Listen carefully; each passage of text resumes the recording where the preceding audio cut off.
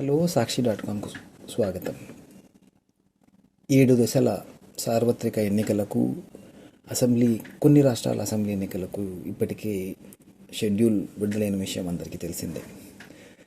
ఈ క్రమంలోనే తొలి దశ ఎన్నికలకు సంబంధించి నోటిఫికేషన్ కూడా ఎన్నికల కమిషన్ విడుదల చేసింది. పూర్తి వివరాల కోసం సాక్షి.కామ్ చూడండి. ఆంధ్రప్రదేశ్ అసెంబ్లీ ఎన్నికలు మే 13 జరగనున్నాయి.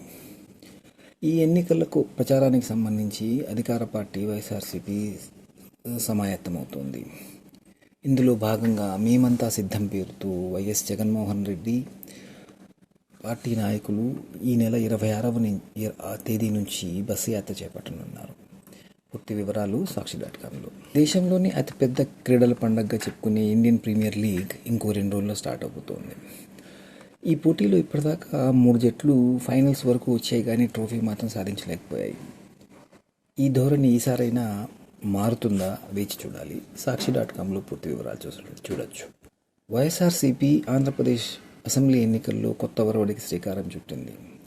పార్టీ కార్యకర్తలతో పాటు స్థానిక ప్రజాప్రతినిధులు కొంతమందికి సీట్లు కేటాయించడం ద్వారా సామాన్యులను సైతం ఎన్నికల్లో పోటీ చేసేందుకు అవకాశం ఇస్తోంది. ఈ కొత్త ధోరణికి సంబంధించిన పూర్తి వివరాలు సాక్షి.కామ్లో. మిల్కీ బ్యూటీగా చెప్పుకునే తమన్నా భాటియా,